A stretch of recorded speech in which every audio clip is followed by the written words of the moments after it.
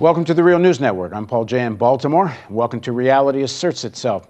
Continuing our discussion with Chris Hedges about the people's movement, the left, its weaknesses, and I guess at some point we better get around to its strengths too. Now joining us in the studio is Chris Hedges. He's a Pulitzer Prize-winning journalist and a senior fellow at the Nation Institute. He's the author, with Joe Sacco, of the New York Times bestseller Days of Destruction, Days of Revolt. He also writes a weekly column for Truthdig. Thanks for joining us again. Thank you. So you wrote a column in Truthdig. The title of it is Our Invisible Revolution, and you quote, to start with, Alexander Berkman. Did you ever ask yourself how it happens that government and capitalism continue to exist in spite of all the evil and trouble they're causing in the world? And let me add to that, we've had these enormous revelations recently, WikiLeaks and Snowden, and Hammond's leaks of the Stratford files, and it should, one would think, and enough of this has gotten into the mainstream media, enough of the revelations, that you would have had, you'd think, a fundamental shaking of masses of people's belief in the American narrative, but not so much. Like, we've not really seen a change in the political landscape at the mass scale that one might have thought. Well, this is what Berkman, this essay is called The Idea is the Thing, is pointing out, that as long as the ideas that sustain the power elite have currency or relevancy, the institutions that hold up that system of power are unassailable. Once those ideas are utterly discredited, those institutions collapse. And Berkman draws the analogy of heating water on a kettle, that you can't make a revolution. You can't decide that next Monday is the revolution. Revolutions are organic, and they take place through this change within the culture whereby the ideas that sustain a particular ruling class are so thoroughly discredited that that the ruling class is finally only able to sustain itself through the use of force and violence, that it resorts to the most naked forms of repression to hold on to power, which, as you can see with the rise of the security and surveillance state, we are moving towards.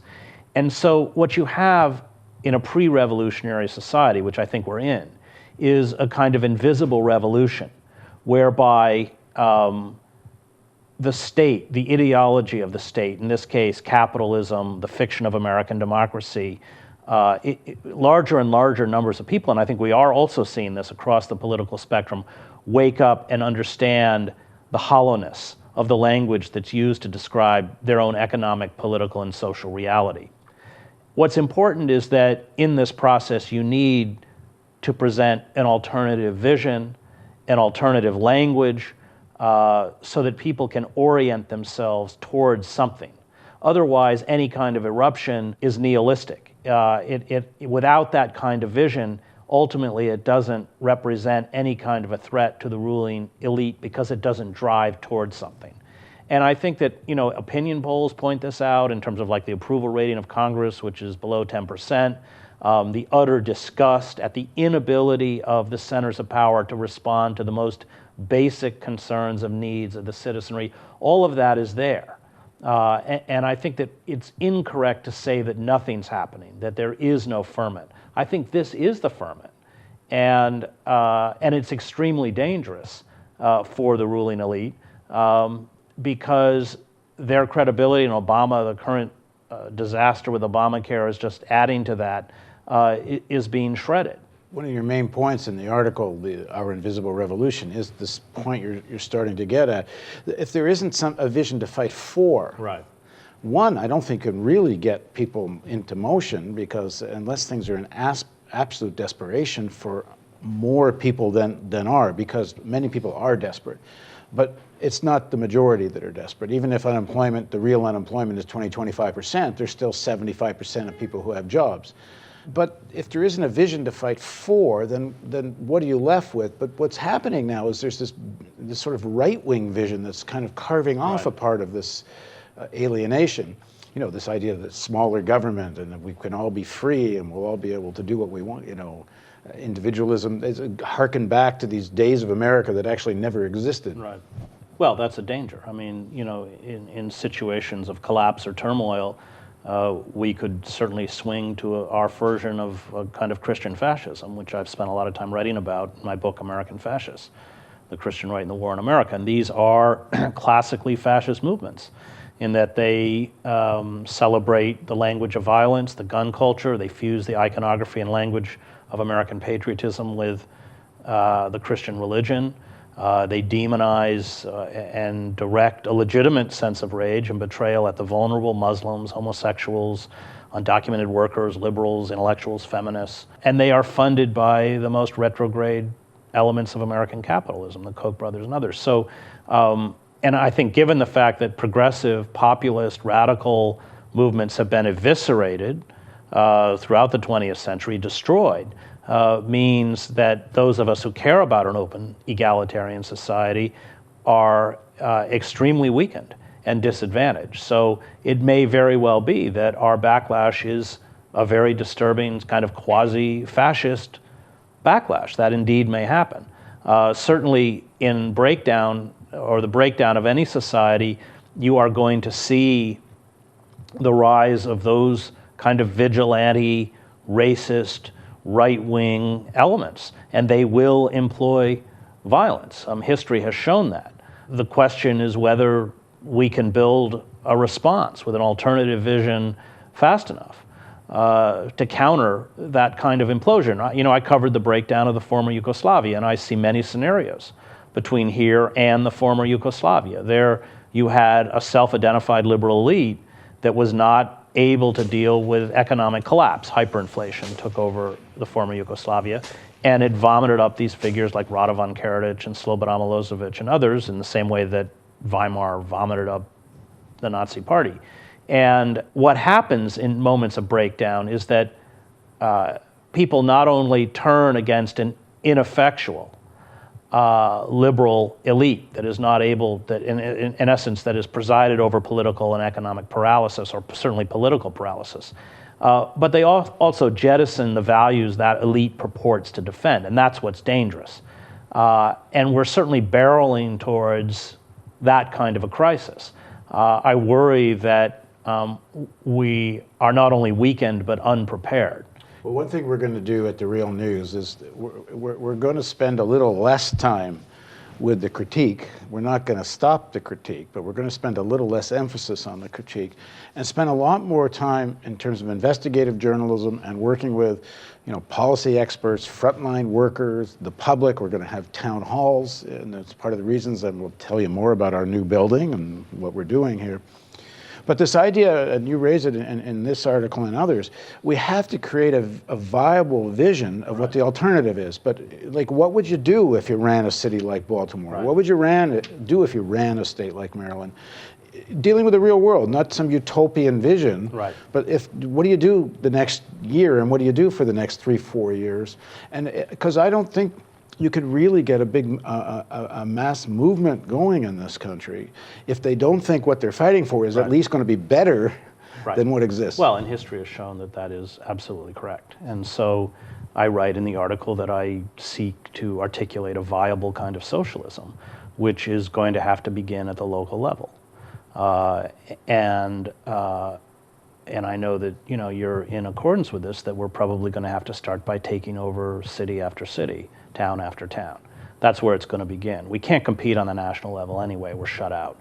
Ralph Nader has amply illustrated what happens when you try and compete in that arena. But on the local level, especially in depressed cities, we can. Now, the problem with cities like Baltimore or other depressed cities is that you have such a large segment of the population incarcerated. And that's done consciously. That bottom sort of 15% of people who are considered superfluous in terms of labor, whose bodies are worth nothing on the street, are put into cages where their bodies are worth $40,000 or $50,000 a year to prison contractors and food contractors and private security guard companies and people who build prisons and everyone else. So that has been an effective mechanism by which we have broken our most astute sort of political class, which is the African Americans, who not only traditionally understand the nature of white supremacy and power, but understand the nature of empire. Figures like Frederick Douglass, King, Malcolm, their critique of empire came from having suffered internally from the mechanisms of empire. And having the second chapter of my book, Days of Destruction, Days of Revolt, takes place in Camden, which per capita is the poorest city in the United States, and not surprisingly, in terms of homicides per capita, the most dangerous. And we're talking 2, 3, 4 generations where people have been so traumatized by the violence that has taken place within these internal colonies and the violence of mass incarceration that I don't know how effective those communities initially are going to be, given how broken they are. I think that the recipe for revolt will come from a fusion between what Bakunin called the déclassé intellectuals, these kids who, burdened with tens of thousands of dollars of college debt, coming largely out of the middle class, thrown out into the workforce where they can't get jobs, they can't pay their debts, coupled with service workers who are in essence the working poor. And I think one of the misconceptions some people have about Baltimore, and it's partly to do with the television, the percentage of African Americans in Baltimore, if I understand it correctly, who live in these very dispossessed areas and with generation after generation of chronic, addiction to drugs and crime, is a real minority. The vast majority of African Americans in Baltimore are part of a fairly stable working class. That's not true in Camden. So that provides hope then. And we find, I don't want this to be racial, because if you look at the meth labs that are popping up in all these old mill towns where my families are from in Maine, it's the same. And actually we're watching now the criminalization through the war on drugs of the white poor, the white underclass, who are now being railroaded into these prisons at increasing rates because they've also become superfluous in the neo-feudalistic state that we've created. But I think, yes, it's going to come off the ground. It's going to come by stepping outside of the mainstream. It's going to come by articulating a very different vision about how we relate to each other, how we relate to our economic system, and ultimately how we relate to the ecosystem, if we're going to make it. And none of those visions are coming out of traditional centers of academia, traditional political parties, traditional forms of the media. These things are all going to have to be created at the margins of society, and then implemented at the margins of society, and then hopefully there'll be a kind of contagion where they will spread outwards. And frankly, if they don't, I just speak as somebody who reads climate change reports, we're finished. We're completely finished. Well, you kind of just talked about the agenda of the Real News. Good. Thanks for joining us, Chris. Thank you. And thank you for joining us. Yeah, we're in our year-end fundraising campaign. And in 2014, this is essentially what we just discussed is what we're planning to do. If you'd like to see that happen, we need your support. None of this happens without you. So you got to click the donate button, which is somewhere around here. If you're watching this video not on the Real News website, down here below the player, you'll see a link that takes you back to our site, and then you can click the donate button, and or you can pick up the phone. There's all kinds of ways. Thanks for joining us, and again, we can't do this without you.